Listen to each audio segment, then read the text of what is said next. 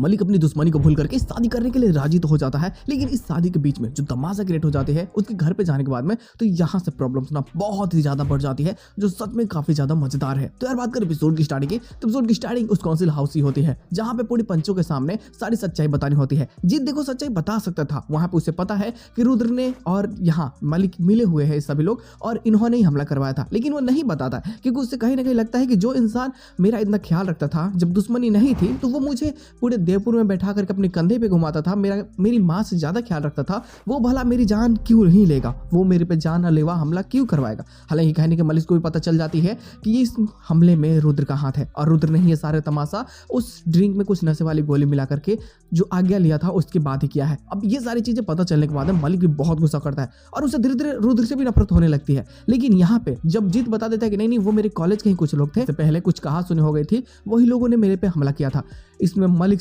और ना ही रुद्र किसी का हाथ नहीं है। अब ये बातें जानने के बाद मलिक को बहुत अजीब लगता है कि आखिरकार तुम्हारे पास समय था, तुम और तुम्हारे पिता और हम एक दूसरे के खून के प्यासे हैं, 15 सालों से हम बस बदला लेने के लिए सोच रहे हैं। तुम्हारे पास एक अच्छा मौका था, तुम चाहते तो मेरी बदनामी करवा सकते थे, तुम मुझे सबके सामने सर मुंडवाना ये सब कह लो कि बेइज्जती तुम कर सकते थे, लेकिन तुमने कुछ नहीं किया। आखिर क्यों?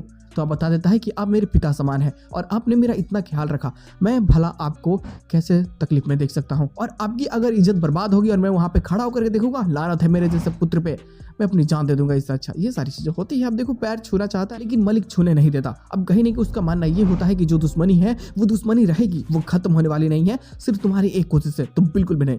अब जब घर जाता है तो ये बहुत ज्यादा परेशान होता है। हालांकि यहाँ पे अब कहीं ना कहीं लगता है रघुवीर को कि यार अगर अब मेरा बेटा कितना सैड रहेगा, ऑलरेडी ये इतने दुख में है, तकलीफ में, इसे चोट लगी हुई है, फिर भी ये प्यार के बारे में सोच रहा है। तो इसका दादा जो होता है ना बोलता है कि ठीक है इस दुश्मनी को खत्म करने का वक्त आ चुका है, हम किसी और लड़के से नहीं बल्कि उस मन्नत से ही तेरी शादी करवाएंगे और रघुवीर तू जाएगा बात करने के लिए मलिक के घर पे।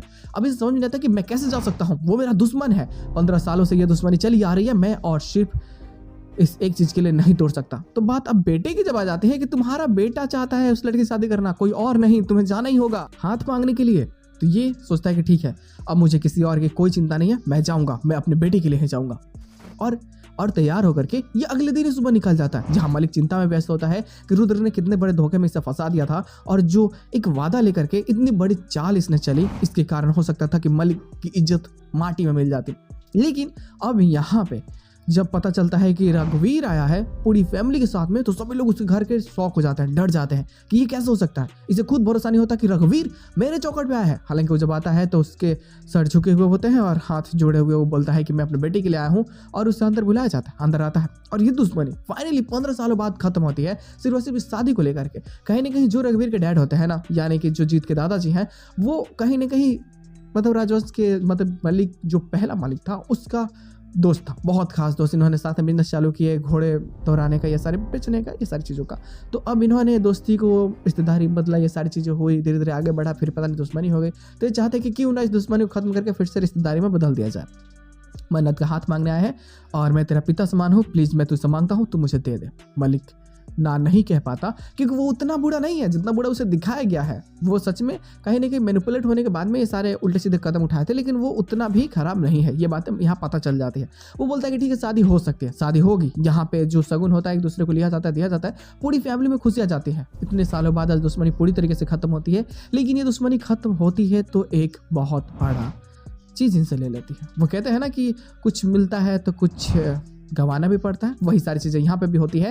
बात ऐसी हो जाती है कि अब जो कुंडली मिलते हैं, कुंडली में बात ऐसी है कि किसी एक की जान चली जाएगी, शादी होगी, तो कुंडली बदलने के पीछे भी एक कहानी होती है। जितना ही चाहता कि ये जो दुश्मनी है ये अगर खत्म हो रही है मेरी मौत पे, तो ये खत्म होनी चाहिए, मुझे मेरी जान की परवाह नहीं है, मैं कुछ भी कर सकता हूँ ये दुश्मनी खत्म करने के लिए। और ऐसा करता है। घर में एक नया दौर लाना चाहता हूँ, और ये नया दौर देव के लिए बहुत बड़ी मुसीबत साबित हो जाती है, क्योंकि भाई की मौत के बाद में ना चाहते हुए भी मन्नत से उसकी शादी करनी ही पड़ेगी। मतलब मंडप में जब ये सारी चीज़ें होंगी तो उस टाइम पे देव आगे आएगा, लेकिन ये दुश्मनी देव निभाना चाहता है। उसे बिल्कुल भी अच्छा नहीं लगता कि दुश्मनी खत्म होनी चाहिए, क्योंकि वो गर्म खून का आदमी है और उससे झगड़ा करना है, बवाल होगा, तमाशा होगा, और ये सारी चीज़ें एक एक करके और ज़्यादा इंटरेस्टिंग और काफ़ी बेहतरीन होने वाली है। तो बवाल होगा गुड़ो।